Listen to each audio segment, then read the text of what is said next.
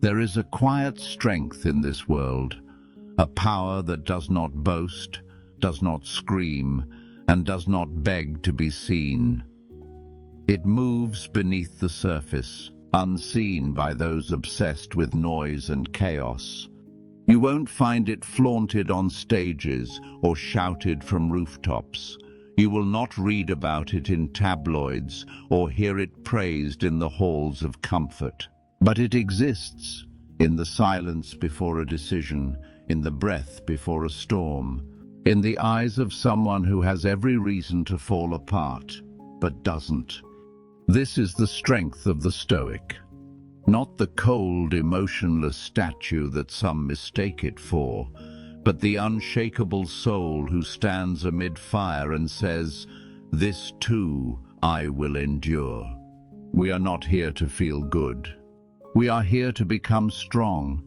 And so we ask, what does it truly mean to think like a Stoic? And why, in the darkest of times, does that mindset become our hidden salvation? Let us begin. The fire within, a Stoic's hidden core. Seneca once wrote, "You have power over your mind, not outside events. Realize this, and you will find strength." We live in a world that glorifies control over schedules, people, outcomes. But the Stoic understands the only true control is inward.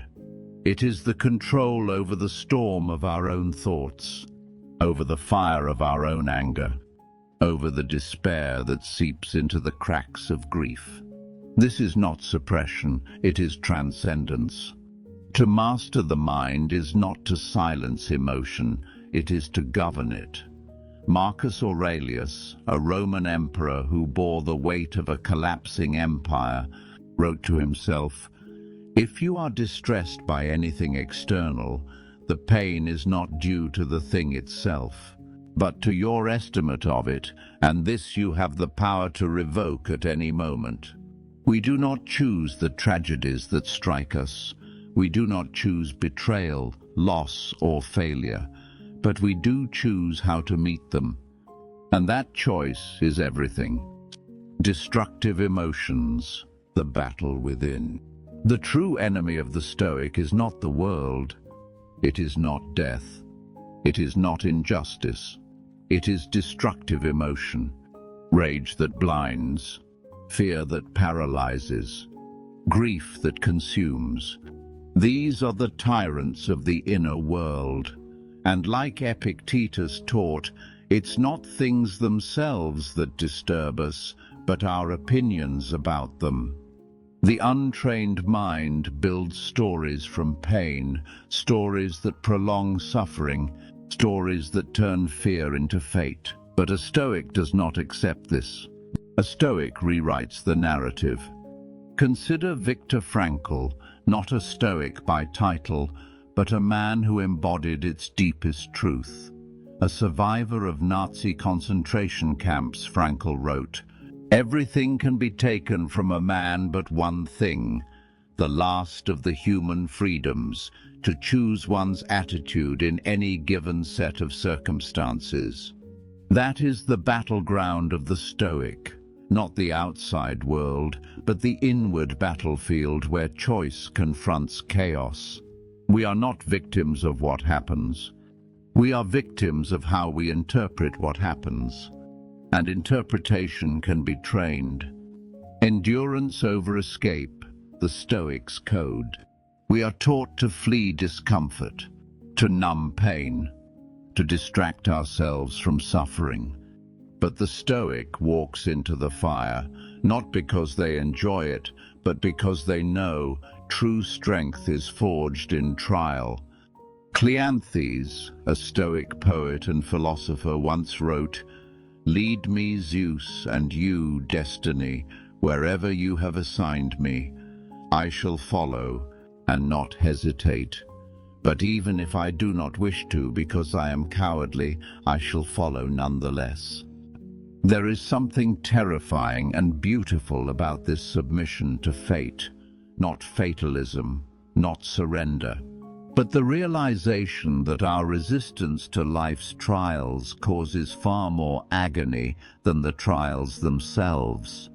When we stop fighting reality and start standing in it unmoved, we begin to taste freedom. We train ourselves not in ease, but in adversity. We do not beg for lighter burdens, we build stronger backs. We do not demand peace from the world, we create it within. The virtues in the dark: wisdom, courage, justice, temperance. Stoicism rests upon 4 pillars, virtues so old, so weathered, they have outlived empires. Wisdom, to know what is truly within our power and to act accordingly. Courage, not the absence of fear, but the refusal to let fear dictate action. Justice, to do right, even when the world is wrong. Temperance, to govern desire and impulse with reason, not surrender to them.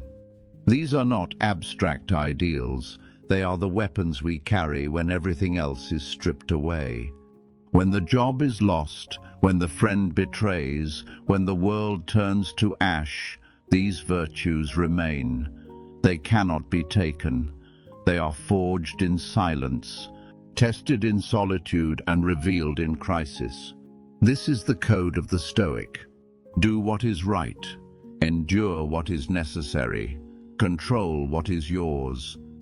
Everything else is noise. The legacy of the unseen battle. We will not be remembered for the wealth we build, nor the applause we gather. We will be remembered for what we withstood, for the lives we did not destroy even when we had reason to, for the peace we held when war raged inside us. A Stoic does not seek praise. A Stoic seeks alignment with reason, with virtue, with the cosmos itself. The world may call us cold, let them. They do not see the war we fight within ourselves, the daily refusal to be mastered by impulse, ego, and fear. The constant return to clarity, even when confusion offers an easier way. We are not statues. We bleed, we break, we weep, but we do not yield.